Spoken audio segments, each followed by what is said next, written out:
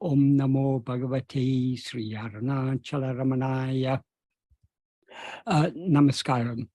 Last time I began discussing verse 3 of Atma-vichara, and I'll continue that today. So just to pick up the thread from where we left off last time, I'll just read the meaning of verse 3 again. What Bhagavan says in verse 3 is, without knowing oneself, if one knows whatever else, what? That means so what? Well, how can, if we don't even know what we ourselves actually are, how can whatever knowledge we have about other things be reliable or of any real value? That's the implication of the first sentence. Without knowing oneself, if one knows whatever else, what? And the second sentence is, if one has known oneself, then what exists to know? The implication being, if we know ourselves, then there's nothing else for us to know. And then he goes on to say, when one knows in oneself, that self, which is the light that shines without separation in separate living sentient beings, within oneself, the shining of oneself will flash forth. This is the shining forth of grace, the annihilation of ego, the blossoming of happiness. So that is the meaning of the verse. Last time I was discussing the implication of the first sentence, without knowing oneself, if one knows whatever else, so what? So I will take up the thread from where I continued last time. Last time I had, among other things, I had discussed verse 4 of Ulladu, in which Bhagavan teaches us that whatever is known,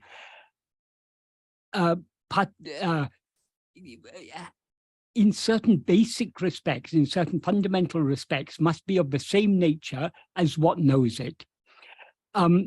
And so that was verse 4 of Ulladu.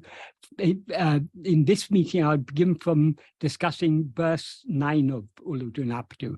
I'll be discussing quite a few verses of Ulladu because they all have bearing on what Bhagavan is saying in this third verse of Atma-vichara. So what Bhagavan implies in Ulladu verse 9 is that the triad of knower, knowing, and known depends upon the knower, namely ego, which will cease to exist as such when it knows what it actually is. So I'll just discuss this verse now.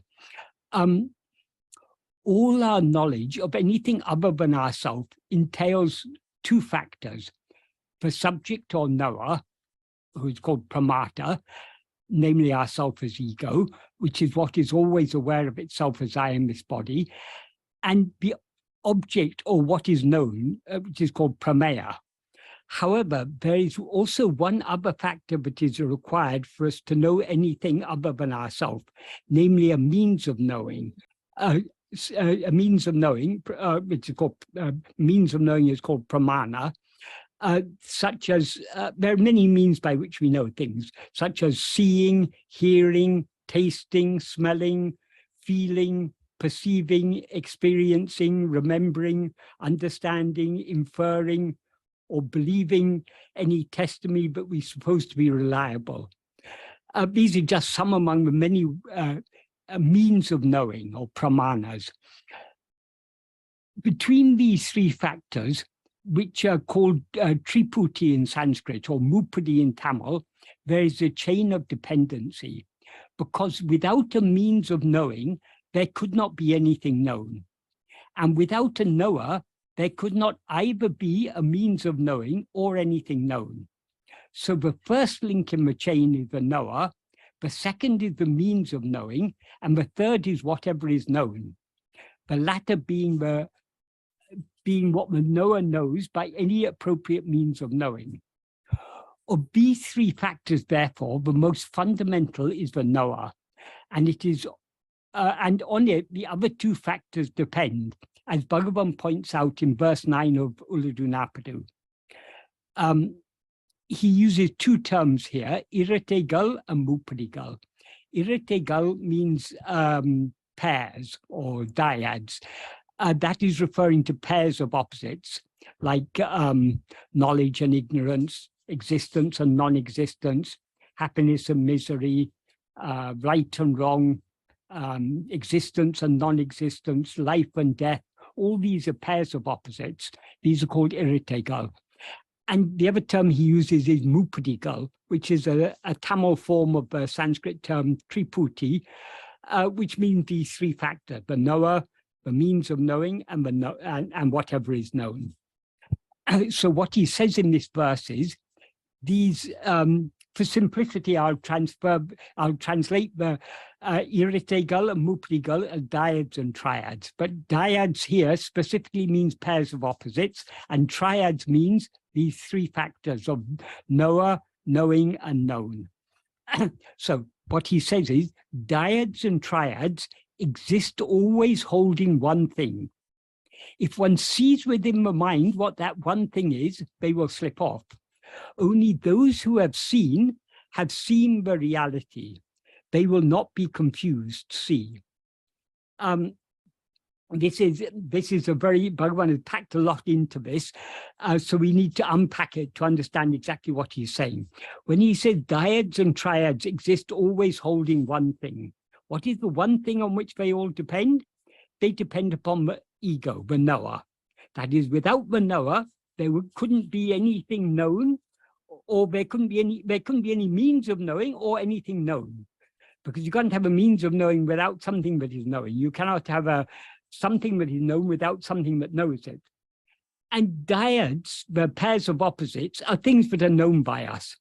So dyads and triads both exist only in the view of ourself as ego. So what they depend upon is ego, which is one of the three factors of the dyad. It's the most fundamental, but it's the knower, which is upon which the knowing and the known depend. So when he said dyads and triads hold one thing, the one thing they hold is ego. Hold it here means they depend upon it, not literally they hold it. It's actually ego that holds other things. But here he's using the term holding in the sense of depending. And then he goes on to say, if one sees within the mind what that one thing is, they will slip off.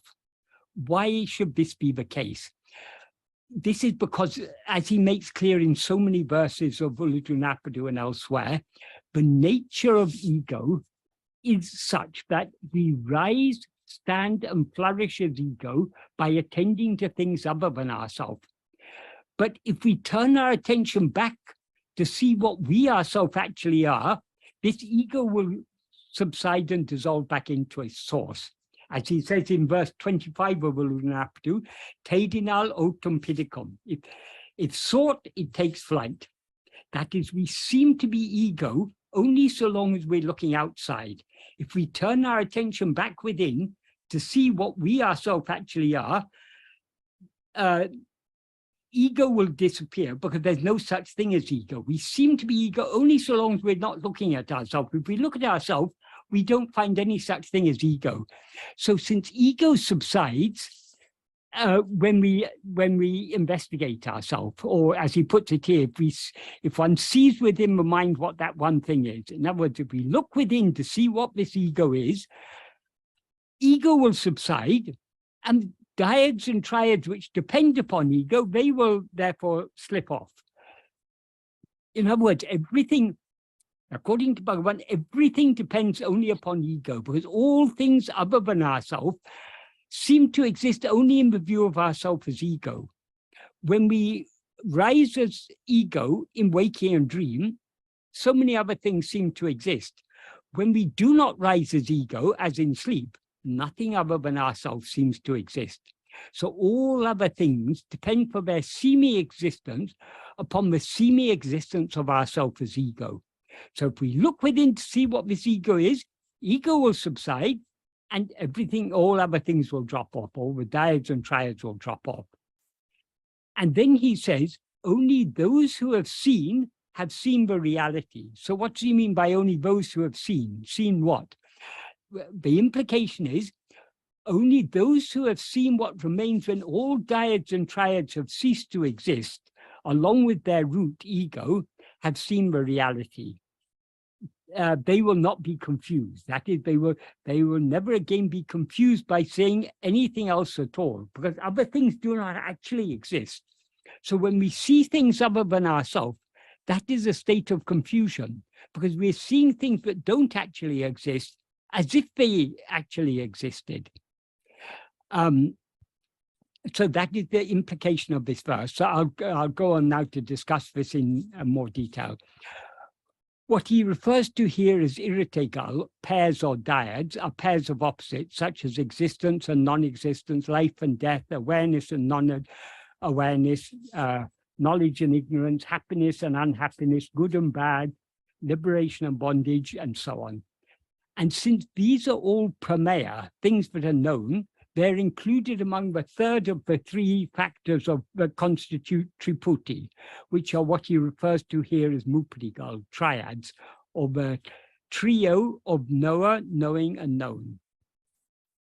As I explained above, all means of knowing and everything that is known depends on the knower, because without the knower, there could not either be a means of knowing or anything known. And the knower of all things other than ourself is only ourself as ego. Therefore, in the first sentence of this verse, yaṟidaliṉṭṛip, mupadigal, endrum, ondru, patri, irpavam, dyads and triads always exist, holding one thing. What he refers to as ondru, one thing, or the one, is ourself as ego. We seem to be ego only so long as we're attending to anything other than ourselves. So if instead of attending to anything else, we try to attend to ourselves alone, we as ego will subside and dissolve back into the source from which we rose, namely ourself with pure awareness. And since ego is the one thing on which the entire structure of dyads and triads is built, they too will cease to exist along with ego. As Bhagavan implies in the second sentence of this verse, in which he says, Ab ondru edu endru karitinul ulkandal karalum abe. If one sees within the mind what that one thing is, they will slip off. Only when we have thus seen the cessation, or to be more precise, the non-existence of all dyads and triads, have we seen what alone is real, namely ourself as pure awareness. And having thus seen ourselves as we actually are, we will never be confused by seeing anything else at all. As he implies in the final sentence of this verse, kandavare unme kanda. The final sentences of this, that is two sentences. Kalangare kan. That means only those who have seen the reality. They will not be confused, see. In this context, kandavare, only those who have seen, can be interpreted in two slightly different but complementary ways. Either we can take to mean those who have seen within the mind what that one thing, namely ego, is, in which case kandavare unme kanda, only those who have seen the reality, would imply that those who have seen what ego actually is, have seen what it is, have seen that it is just pure awareness, which alone is what is real. Or we can take it to mean only those who have seen what remains when dyads and triads have slipped off, in which case the sentence would imply that only those who have seen what remains when they have slipped off have seen that it is just pure awareness, which alone is what is real. Whereas knowledge of anything other than ourself entails this triad of knower, means of knowing, and whatever is known, knowledge of ourself entails no such triad, but only one thing, namely ourself. Because in self-knowledge, we alone are not only what knows, and what is known, but also the means of knowing, since what we actually are is just pure awareness, and pure awareness knows itself just by being itself.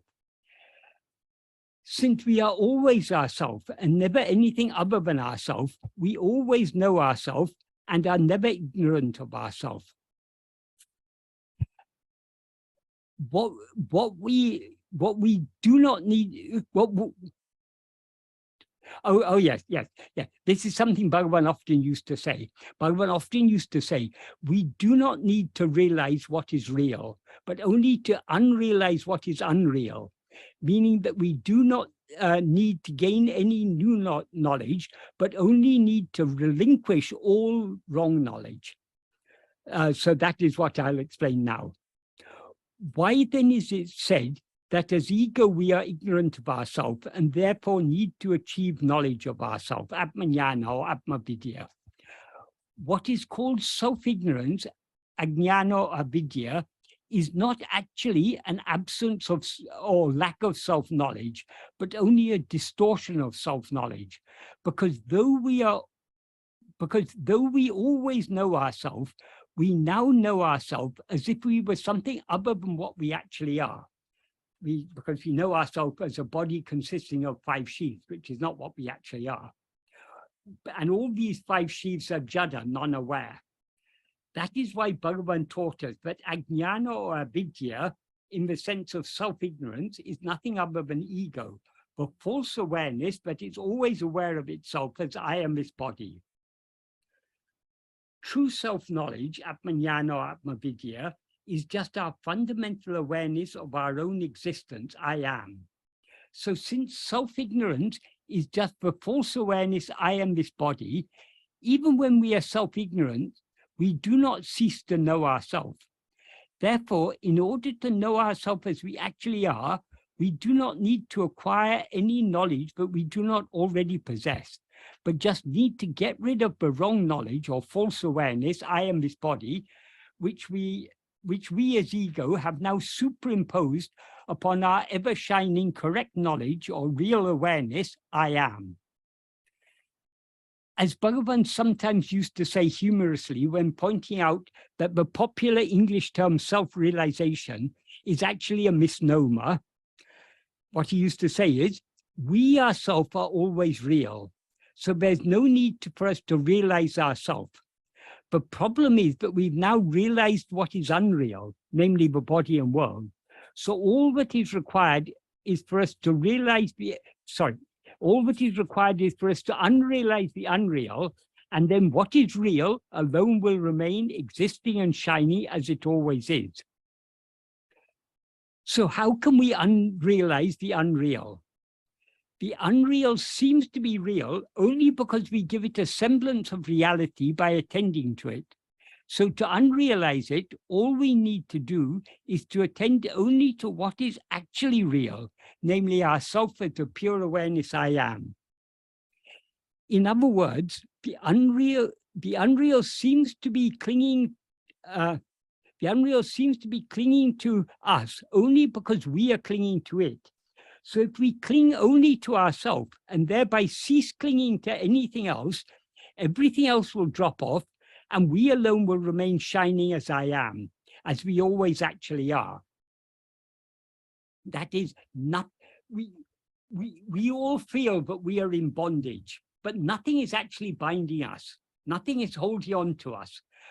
But the reason we seem to be in bondage is that we are holding on to all these other things. We are holding on to this body as if it were I, and through the sense of this body, we're constantly holding other things. So all we need to do is give up holding all these things and they'll drop off. But in order to give up holding them, because the very nature of ourself as ego is to always hold things other than ourselves, as Bhagavan says in verse 25 of Ulunaptu, Urupatri undam, grasping form it comes into existence. Urupatri nikam, grasping form it stands or endures. Urupatri undu mika ongum, grasping and feeding on forms, it flourishes abundantly. Uruvittu urupatram, leaving form, it grasps form. So the very nature of ego is to be constantly grasping form. Therefore, if instead of grasping other things, if we try to grasp ourselves, if we try to grasp our own being, we as ego will subside because we're not holding on to anything other than ourselves. And when we subside, everything else will subside along with us. That is why he says the dyads and triads will slip off. This is what he implies in the second sentence of the above verse, verse 9 of Uludanapdu. Av ondru edu endru karitinol kandal karulum abe.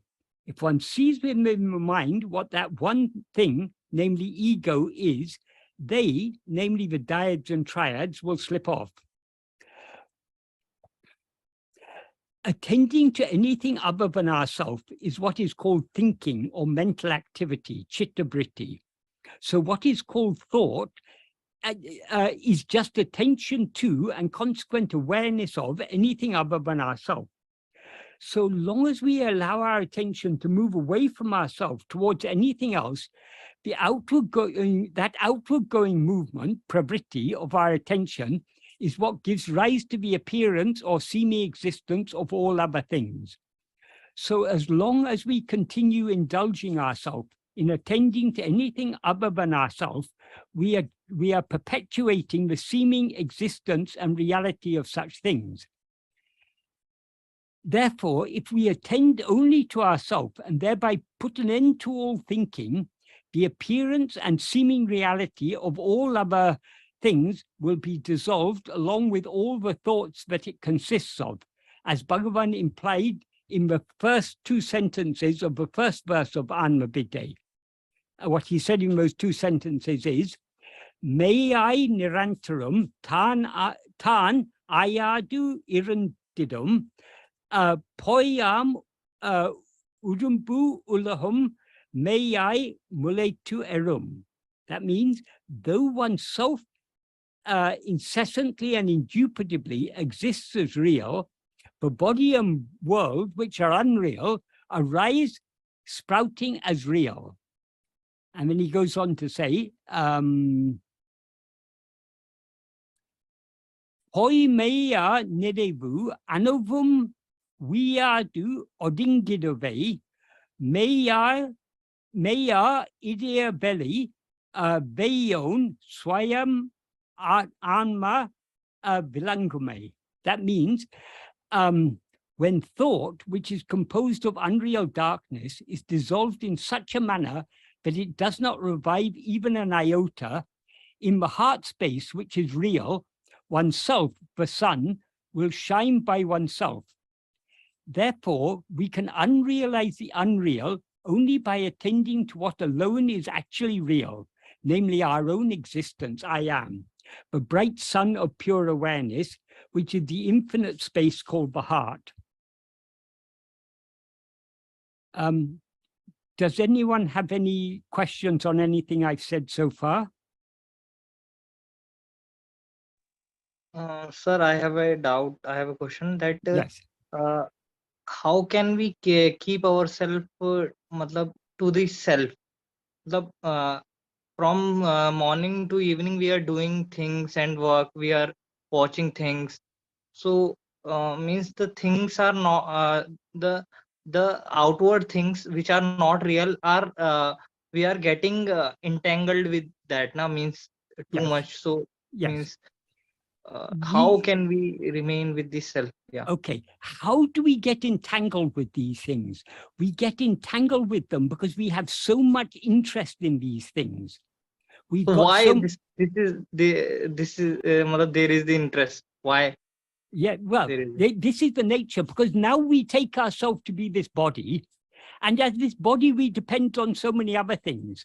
We need food, we need clothing, we need air to breathe, we need water to drink.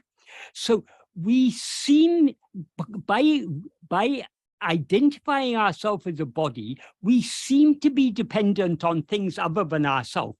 So it seems to us that if we get more of the other things, then we'll be happier.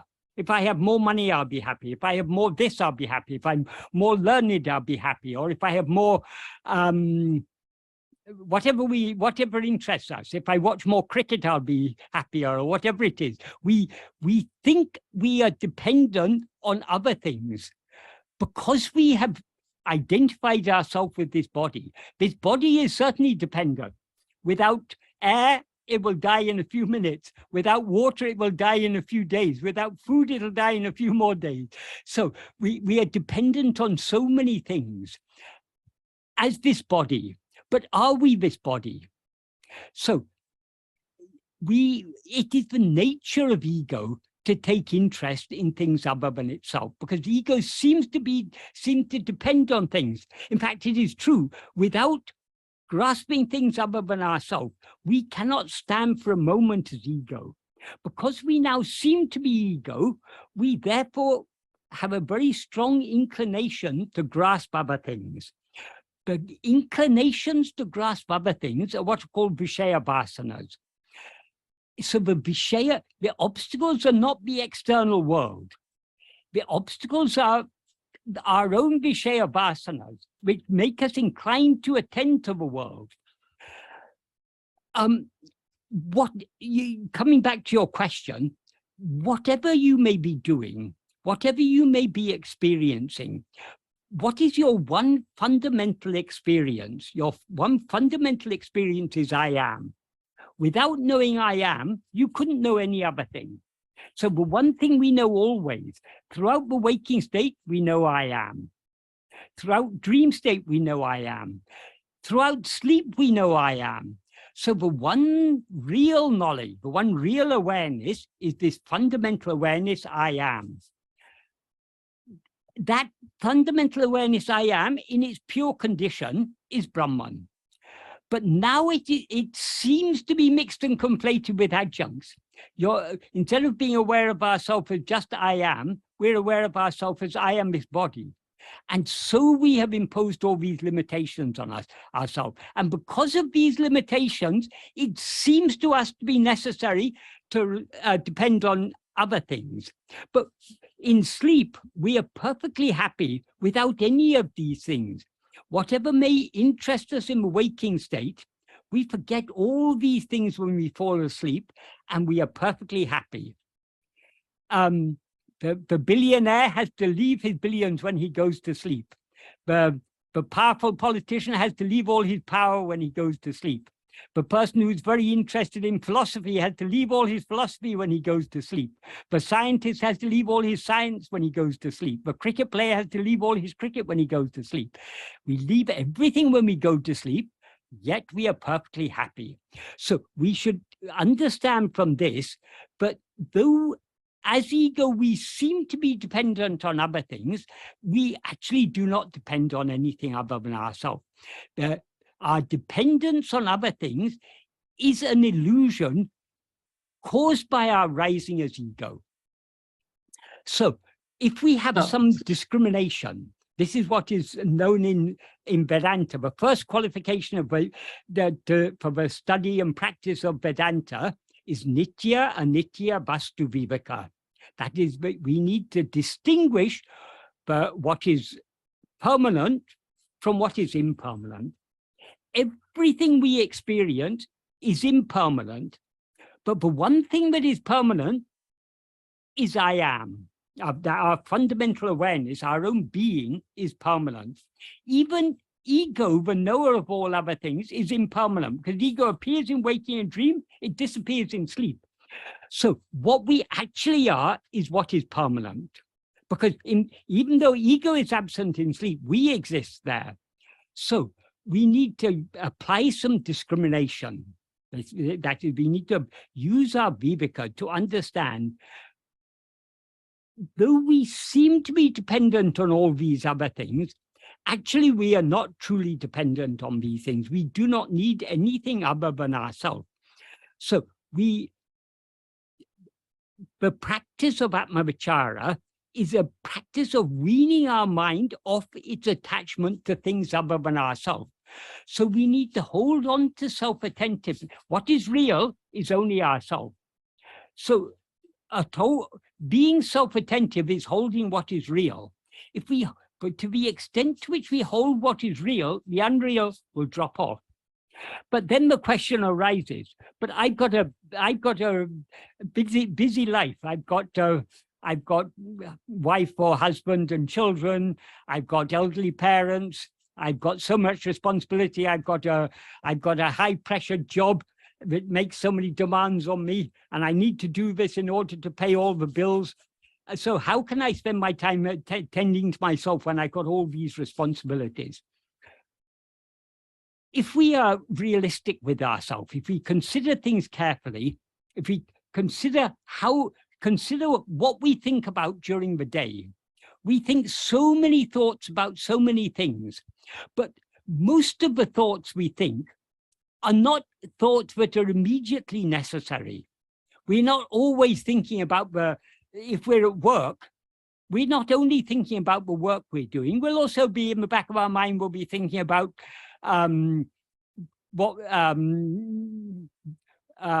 how we're going to pay the bills, what shopping we need to do on the way home in the evening, what problems there are at home. We'll be thinking so many things.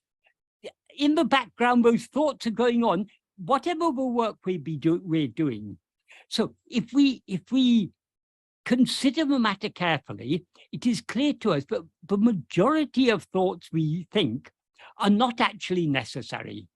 That is, whatever we may think about the problems we face in life, we can't solve those problems. At office, we have to do our office work. So thinking about all the other problems in life isn't going to solve those problems, because we're now supposed to be attending to our office work. But if instead of thinking all the unnecessary thoughts, if we were to replace all unnecessary thoughts with attention to ourselves, most of our attention would be on ourselves, because actually the work we do requires very little attention. Take, for example, nowadays many people drive cars. If you're a car driver, once you get used to driving, particularly, for example, if you drive to work every day, it's the same route you drive on, the same place where are traffic lights, you have to stop and you have to proceed, and there are different road hazards on the way, different vehicles coming from all directions. We navigate through all these things with a minimal amount of attention. If you were to attend to everything, you wouldn't be a very good driver. Because if you were attending to everything, your attention would be too scattered. So actually, we do many tasks more efficiently with minimum attention. If we gave too much attention to what we're doing, we would be making mistakes. So,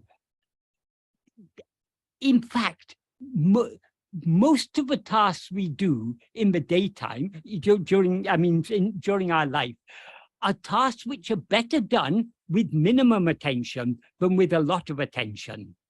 Because things, if you're driving a car, for example, or riding a bicycle or anything, before you knew how to drive a car or ride a bicycle, it seemed difficult. But once you've learned it, it becomes second nature to you. So these things you do automatically without thinking about it. If you get on a bicycle and think about how you're going to balance on the bicycle, you're not going to be able to balance. But because you've ridden a bicycle so many times, without even thinking about it, you're able to balance easily. But supposing while you're riding your cycle, you'll suddenly begin to think, how am I balancing? Am I really able to balance? When you start to think about it, you'll topple off. So like there's so many things in life, we actually do better with minimum attention. So since most tasks we do don't require a lot of attention, if we really are interested to know who am I, we could be attending to ourselves. An analogy I often give to illustrate this is, supposing a very dear friend of yours was critically ill in hospital, in ICU. They may have caught COVID or something, or they may have had an accident or something. But anyway, whatever the cause, for some reason, they're critically ill in hospital. And the doctors are not able, the doctors and nurses are doing all they can to take care of your friend. But the doctors have told you, or told your friend's relatives, it's touch and go. We will do our best, but it's in God's hands. We can't say whether he or she is going to recover or not. If it's in such a situation, will you not be often thinking about your friend? Even when you're at work, the thought of your friend will keep on coming to your mind. Even when you're driving your car, the thought of your friend will be coming to your mind. Even when you're at home cooking or washing the pots and pans or whatever you may be doing, that thought of your friend will be constantly in the background of your mind because of your love and concern for them. If you had an equal amount of love and concern to know who am I, whatever pressing responsibilities you may have, you would find time to attend to yourself. So it's not a matter of, it's not external activities that are getting in the way. The problem is our own Vishaya vasanas, our own liking to attend to things other than ourselves, our own liking to take interest in other things. That is the problem.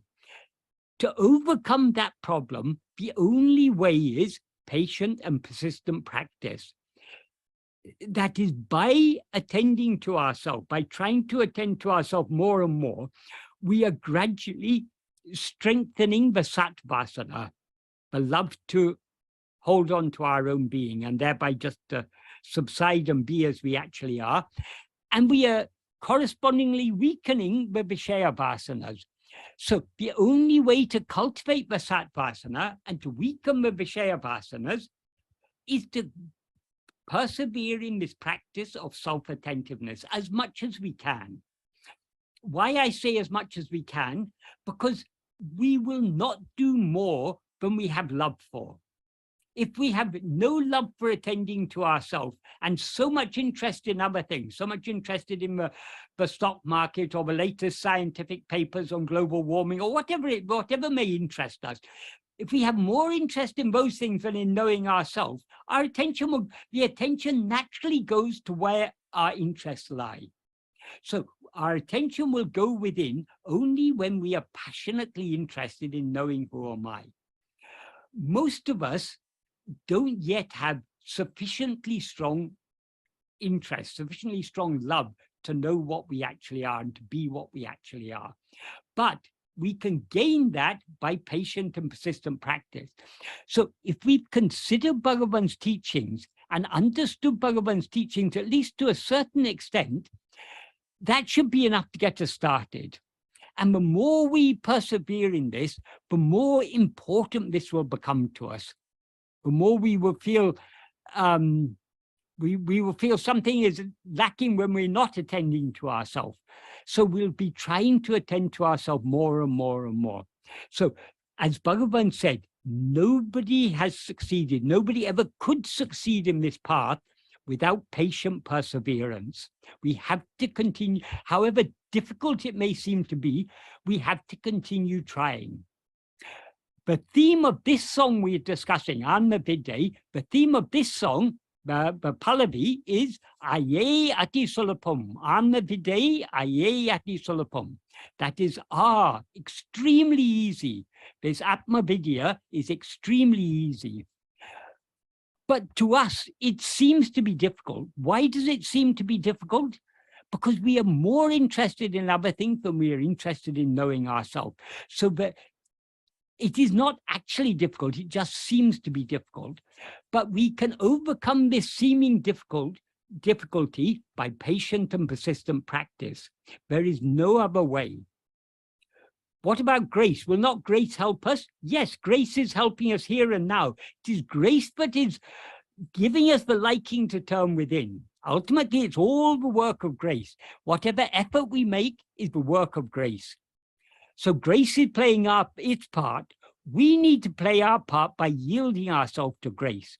Since grace is the force that is pulling our attention inwards, we can yield ourselves to grace only by trying our best to turn within. And we shouldn't think that a change of lifestyle is going to make any difference. We may think, oh, now I've got so many cares and responsibilities and everything, so I'm not able to practice. If I go and I if I renounce everything and go and become a sannyasi and sit in a cave in the Himalayas, then I'll have plenty of time for attending to myself. If you're not able to attend to yourself here and now, you will not be able to attend to yourself, however remote the cave in the Himalayas may be. Because even there, you'll have some worries. How am I going to tackle the cold? How am I going to get enough food to eat? There'll be so many worries you have there. So long as the mind likes to go out, it will always find something to latch on to, something to think about. But if we have love to turn within, nothing external can obstruct us. As Bhagavan often used to say, prarabdha affects only the outward term mind, but it can never prevent us turning our mind within. So it's according to prarabdha, but we have so much work, so many responsibilities, and so on and so forth. But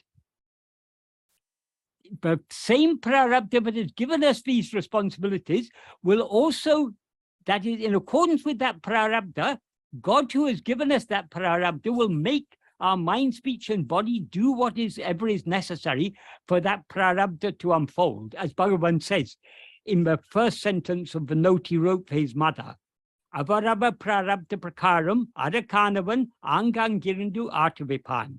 That means, in accordance with the prarabdha of each one, he who is for that, meaning God or Guru, the one who is allotted the prarabdha, āṇģaṃ-ģirindu, being there, means being in each and every place. In other words, being in the heart of each one of us, āṛtavipān, he will make us act. So whatever actions you need to do in order for your prarabdha to unfold, you will be made to do that. So if it is your destiny to be a family person, to have 10 children, to have a very responsible job and everything, that will all happen, and you will do whatever is necessary to make that happen. But if you are wise, you will not attach importance to these things. You'll attach importance only to turning within. And your turning within will not prevent the prarabdha. The prarabdha will go on as it's meant to go on. But by turning within, we are separating ourselves from the experience of the prarabdha.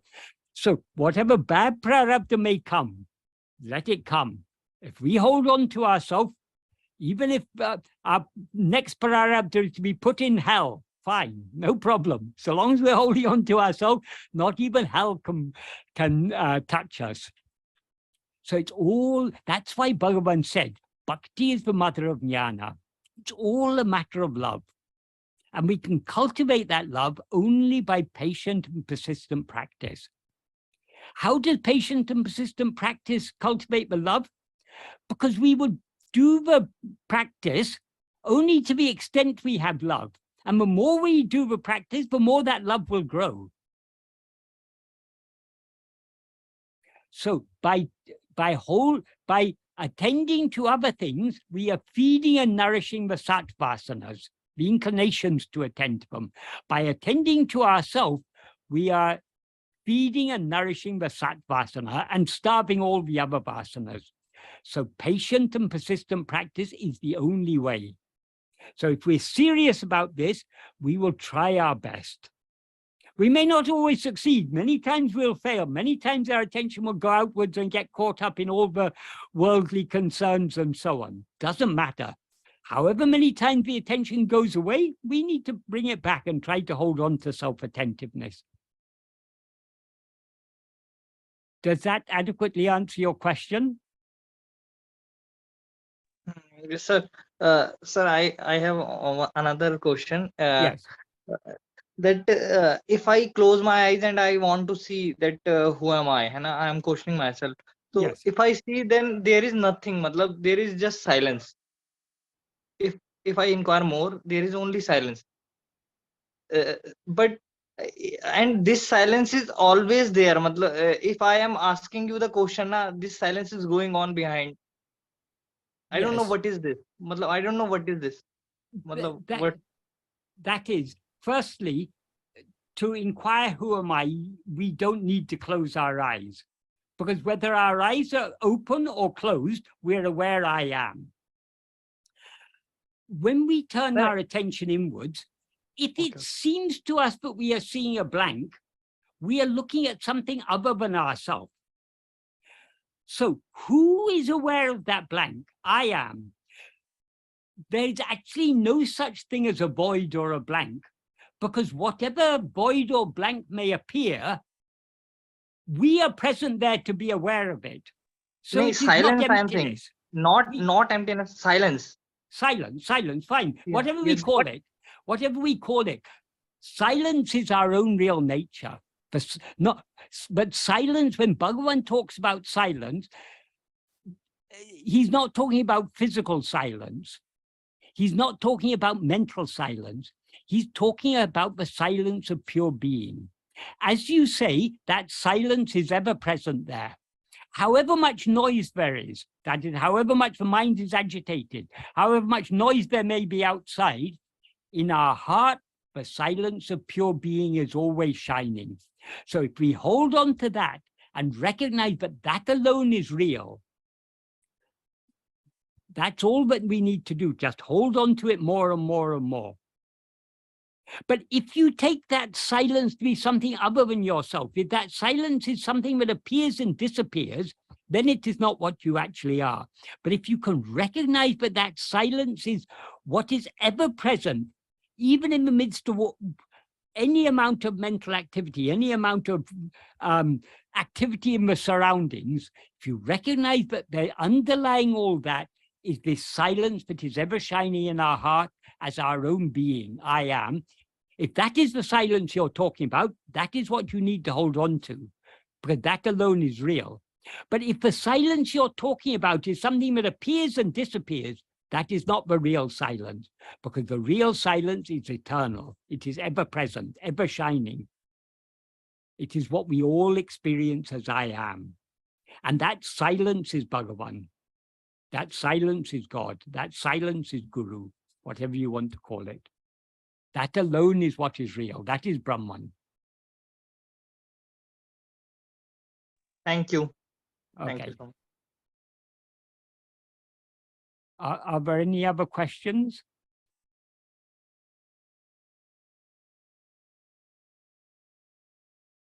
Okay, so shall I continue a bit more to discuss this this verse? So I've talked about verse 9 of Vuladunapadu. Verse 9 is the first of a series of verses. That is, in verse 9, Bhagavan talks about dyads in general. Dyads, the dyads he's talking about are pairs of opposites. Then in verses 10, 11, 12, and 13, he talks about one of the very fundamental dyads, the dyad of knowledge and ignorance. So that is what that's what he talks about in these verses. And these verses are directly relevant to what he's saying, what we're talking about what he's talking about in this third verse. He says,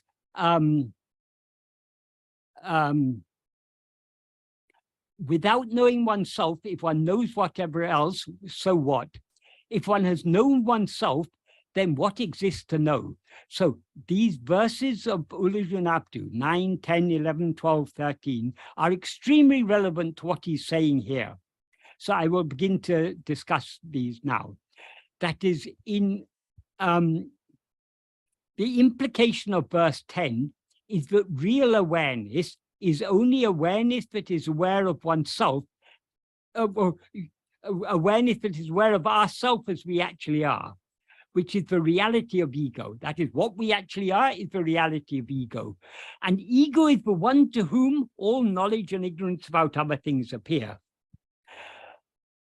Since self-ignorance, avidya, is not an absence of the one real knowledge I am, but just a seeming distortion of it, it is not actually ignorance, but just an erroneous knowledge or false awareness.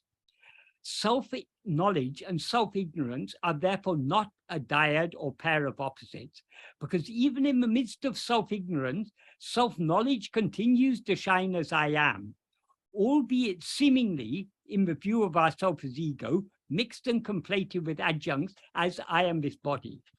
So self-knowledge exists and shines eternally, independent of and untouched by the appearance or disappearance of self-ignorance. Hence, when Bhagavan talks about the dyad of knowledge and ignorance in verse 10 of Ulladu, the knowledge and ignorance he is referring to is not knowledge and ignorance of ourselves, but only knowledge and ignorance of other things. What he says in verse 10 is, without ignorance, knowledge does not exist. Without knowledge, that ignorance does not exist. Only the knowledge or awareness that knows oneself, who is the first, as to whom are that knowledge and ignorance, is real knowledge. This, again, it's Bhagavan says a lot here, but it's in a very compact way. So we need to unpack it to understand what he's saying. Any state in which we're aware of phenomena, anything other than ourselves, is just a dream. And whatever phenomena we're aware of in a dream do not exist independent of our awareness of them. Since they appear and disappear in our awareness, phenomena are just a temporary appearance. So our knowledge of awareness of them is always preceded by and followed by ignorance or non-awareness of them. Therefore, knowledge of anything other than ourselves cannot exist without prior and subsequent ignorance of it, as Bhagavan implies in the first sentence of this verse. Ariyame vittu arivu indruam. That literally means leaving ignorance, but leaving ignorance here implies without ignorance, knowledge does not exist. That is, all our knowledge of other things is against the background of prior and subsequent ignorance of it. And whatever we may know in the waking state, we cease to know any of it in sleep. So the knowledge and ignorance always go hand in hand. And then the next point he says in the next sentence is a still more subtle point. Since nothing exists except in our awareness, any particular thing exists, or to be more precise, seems to exist, only so long as we're aware of it in some way or other, whether directly by perceiving it or indirectly by remembering it, inferring it, supposing it, imagining it, or knowing about it in any other way, such as by belief or hearsay. And hence it does not exist at all before we become aware of it or after we cease to be aware of it. Therefore, since we cannot be said to be ignorant of something that does not exist, our prior and subsequent ignorance of something exists only so long as we know or are aware of that thing, as Bhagavan implies in the second sentence of this verse. Arivu vittu avariyame indrahum. That means leaving or without knowledge, that ignorance does not exist. So there's no knowledge without ignorance and no ignorance without knowledge. It's what Bhagavan is saying here. That, in other words, knowledge and ignorance are dyad, they're a pair of opposites. Pairs of opposites always depend each member of a pair of opposites depends upon the other one. So, as Bhagavan explains here, knowledge and ignorance, each are dependent on the other. They're a pair of opposites. So, to whom do all such knowledge and ignorance appear? In other words, in whose views do they seem to exist? Only in the view of ourself as ego, because it is only when we rise and stand as ego, namely in waking or dream, that knowledge and ignorance of anything other than ourselves seem to exist. When we do not rise or stand as ego, such as in sleep, neither knowledge nor ignorance of anything else seems to exist at all. Our supposed ignorance or non-awareness of other things in sleep seems to exist only from a perspective of ourself as ego in waking and dream, because while we are actually asleep or in any other state of manolaya, nothing else seems to exist, either for us to know or to be ignorant of. So it is often said sleep is a state of ignorance, but Bhagavan clarified sleep is a state of ignorance only from the perspective of the mind in waking and dream. In sleep, we are beyond both knowledge and ignorance. We remain just as pure awareness, which is untouched by knowledge or ignorance of anything else. We seem to be ego only so long as we're aware of anything other than ourselves. So if instead of attending to anything else, we attend only to ourselves, who now seems to be ego, we will thereby subside and dissolve back into the source from which we arose, namely ourself as pure awareness. And what will then remain shining all alone is only ourself as pure awareness, namely the adjunct-free awareness I am, which is what we always actually are. Being aware of ourselves thus, as just pure awareness, alone is real awareness or true knowledge, as Bhagavan points out in the final sentence of this verse. Anda arivum ariyamayum aku endru mudulam taṉṉai ariyum arive arivu. That means only the knowledge or awareness, but knows the reality of oneself, in other words, the reality of ego, who is the first. That is, ego is the first to rise. As by investigating to whom are that knowledge and ignorance is real knowledge or real awareness. What he implies by saying this is that real awareness is only awareness that is aware of ourself as we actually are, namely as pure awareness, which is the reality of ego, who is the first thing to rise, and that we can be aware of ourselves thus only by investigating ego, who is the one to whom all knowledge and ignorance about other things appears.